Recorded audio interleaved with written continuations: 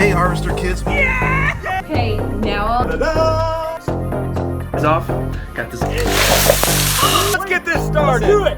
10, 9, 8, 7, 6, 5, 4, 3, 2, 1.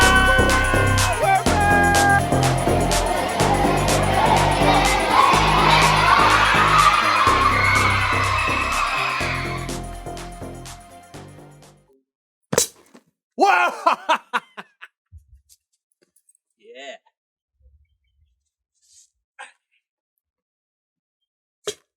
Oh, Nelly! Hey, what you doing? I'm launching foot missiles. Oh, cool. Let me see. Watch this. All right. Oh! Barely Hey, launched. can I try? Yes, you can actually. Here, let me set this up for you. Thanks. All right. Okay, Right. we're clearing a launch. Okay. 3, 2, 1. Ah!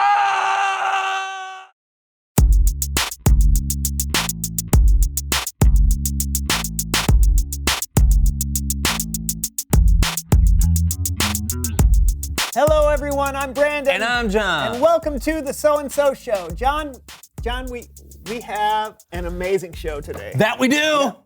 Yes, we do. But you should probably get rid of this big bag of trash before we get the show started. Yeah, well, I didn't put it there. Yeah, I know, but it's kind of blocking the shot. So. Not my job. Why don't you throw it away? I didn't put it there either. Yeah, but it's closer to your side.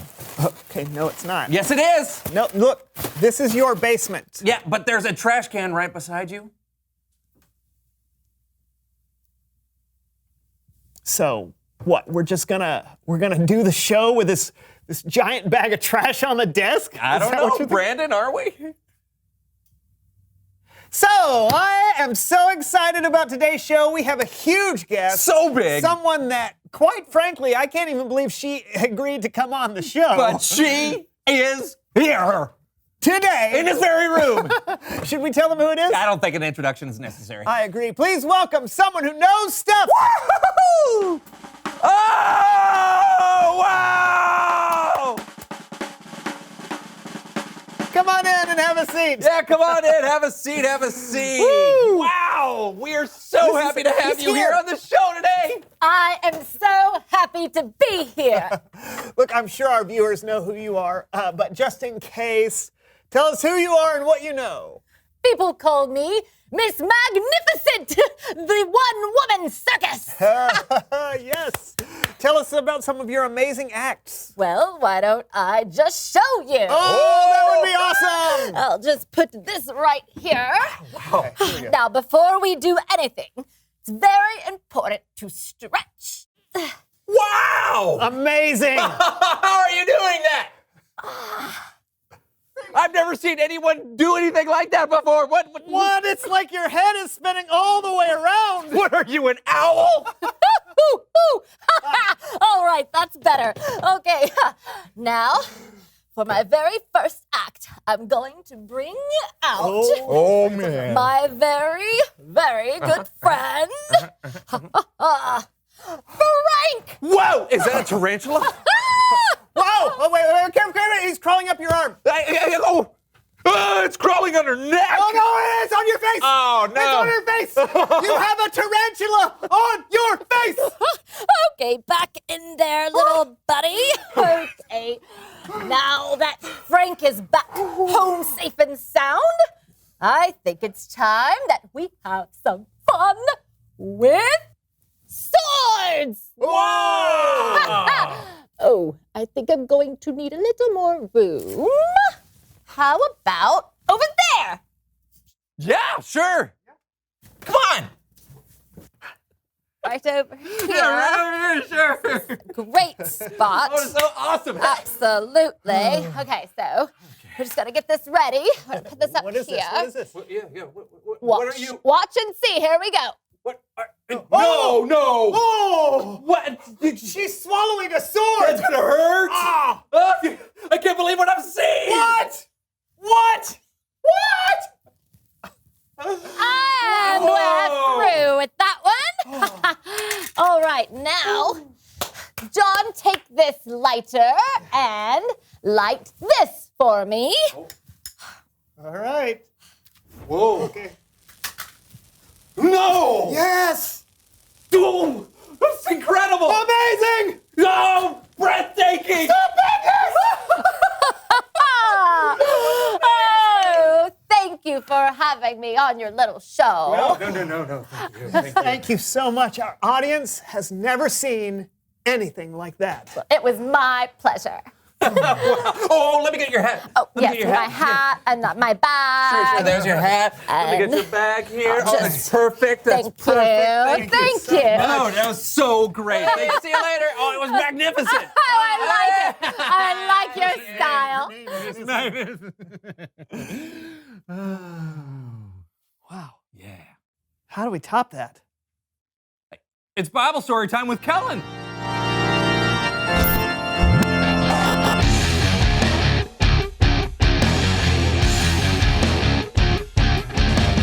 Kellen. How's it going, Kellen? Great. Why is there a giant bag of trash on the desk? We don't know. Yeah, no idea how it got here. Hey, but more importantly, did you know who we just had on the show? Yeah, I was watching. I think it was Miss Magnificent. Wasn't she incredible? I don't know. Actually, no one can see her because there was a giant bag of trash blocking her. No, they were able to see her. I mean, yeah, surely they were. I mean, Steve, you were able to see her, right? A cookie? Yeah, but Jason, you were able to. This is all your fault. If you hadn't thrown I if you told needed to you, throw, you at told the me what? beginning of the show. Told me I what? said there was trash on the This desk. is not I my said there trash, was Brandon. your This is- trash. Guys. It was your dad. Hey guys. What? I think I got a story that can help us out. Oh, then by all means, take it away, Kellen. Gladly.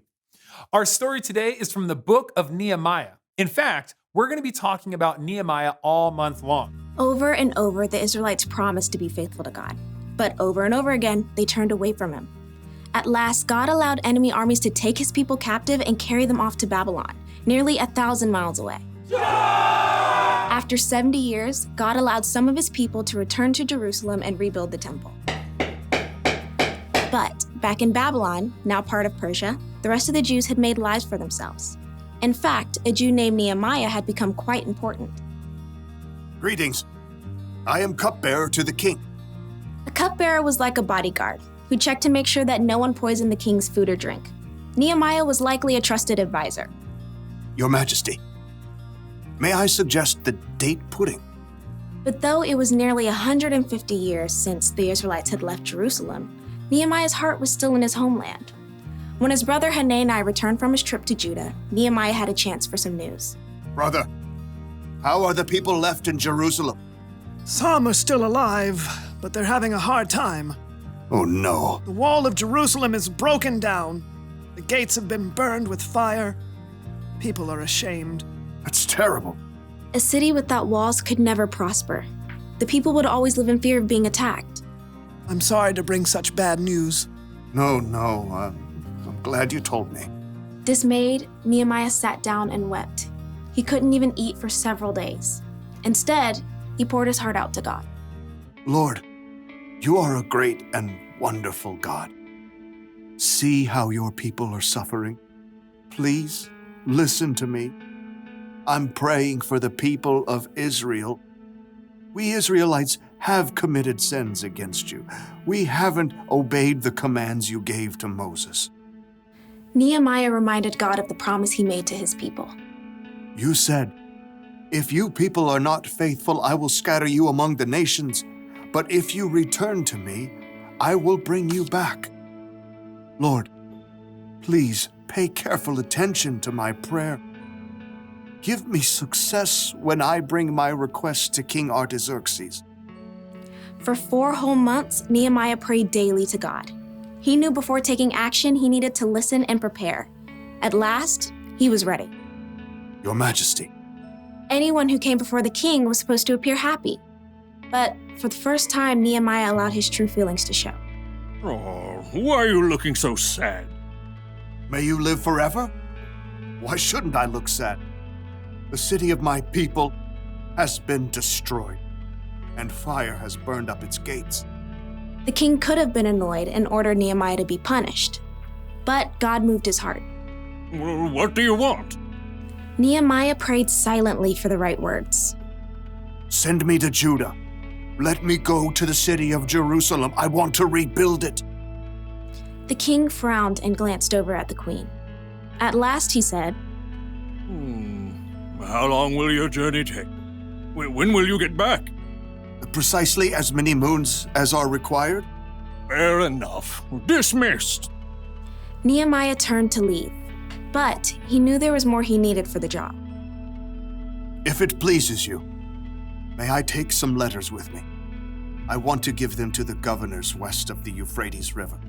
Then they'll help me to travel safely. Done. Oh, and a letter to the caretaker of the royal park? So he'll give me logs for the wall and gates and a house? What next? A whole escort of army officers and horsemen? That would be fantastic. Fine. All of it. Get on with it.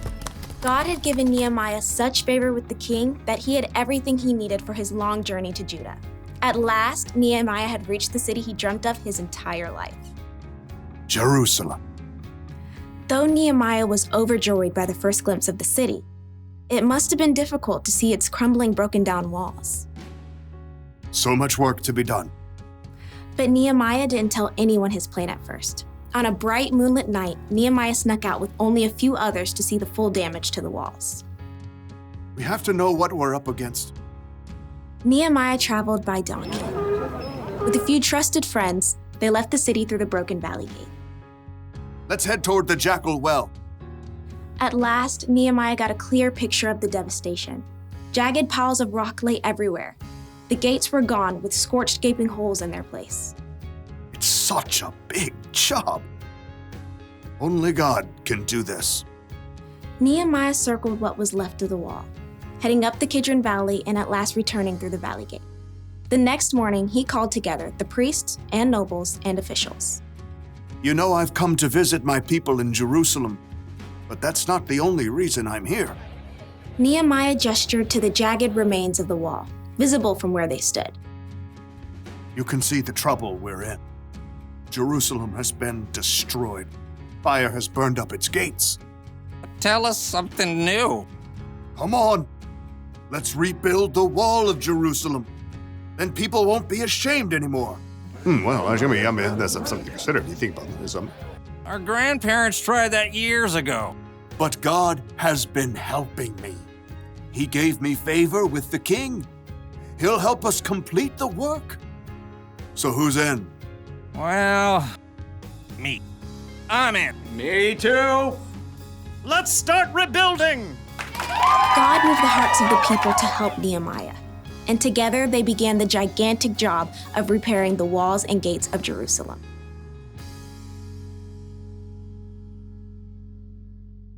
Back then, city walls protected people from enemies and wild animals. They were very important. So, Nehemiah was heartbroken to find out that the walls of Jerusalem were broken down. Hear me out. Now, it wasn't Nehemiah's fault that the walls were broken down. It wasn't his job to fix them. But after he talked with God, Nehemiah knew he had to do something. And he just did it. Yep. With God's help, Nehemiah got to work. He didn't wait for someone else to do what needed to be done. Yeah. You guys got it from here? Yeah, I think we do. Yeah, thanks, Kellen. Later, guys. See you next time.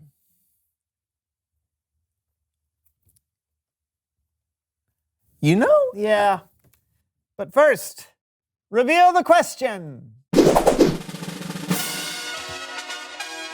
What around you needs to be done? Great question. Sure is. Maybe you have a school project you've been putting off. Or maybe you notice some dishes that need to be done, and even though they aren't yours, you wash them. Or maybe there's a giant bag of trash on your studio desk. And it's been there the whole show. It's not your trash. And it's not either of yours, but you realize it's there. And what needs to be done is you just need to throw the trash away.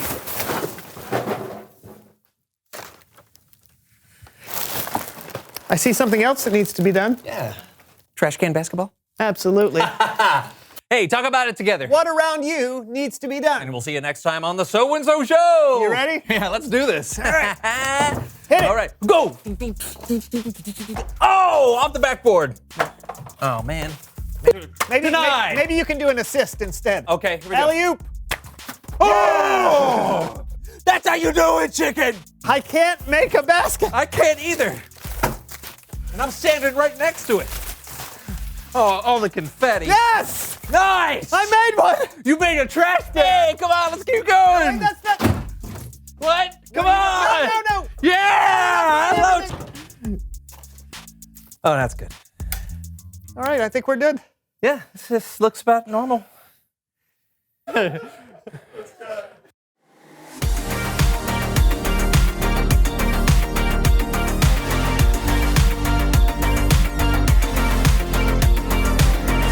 Help me, God, to see what you see.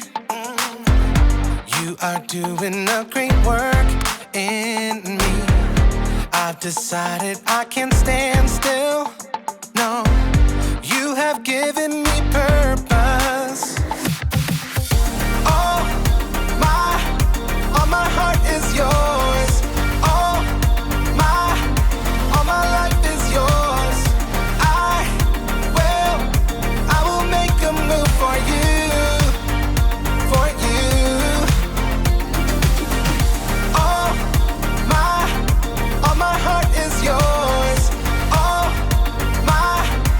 my life is yours. I will make a move for you.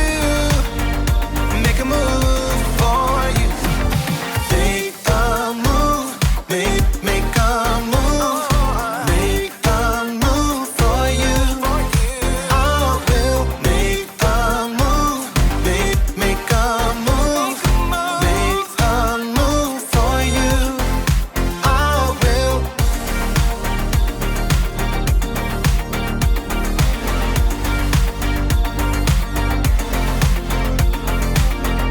I'll take up the call to serve you. You have given me a job to do. I wanna love the world just like you. Yeah. You have given me purpose. All my heart is yours. All my life is yours. I will make a move for you, for you. All my heart is yours. All my life is yours. I will make a move for you. Make a move for you. Make a move. Make a move. Make a move for you. I will make a move. Make a move. Make a move for you. I will.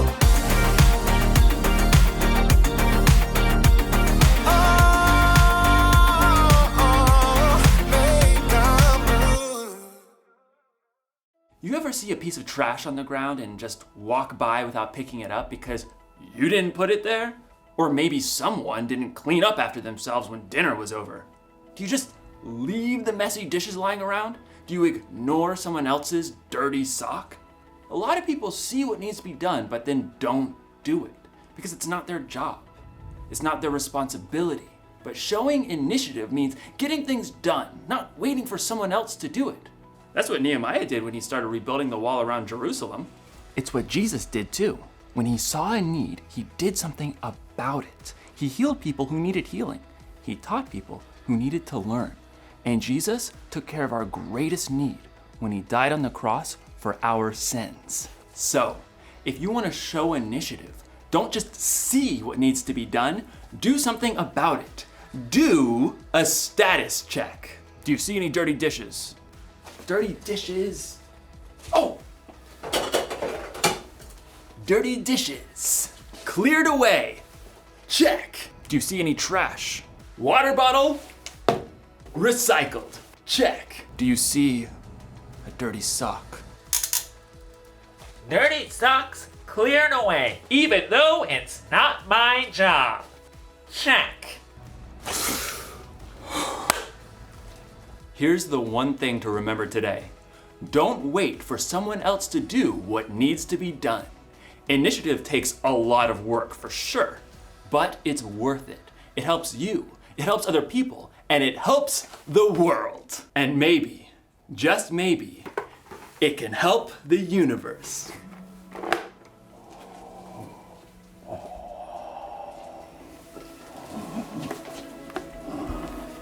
I'll see you next time.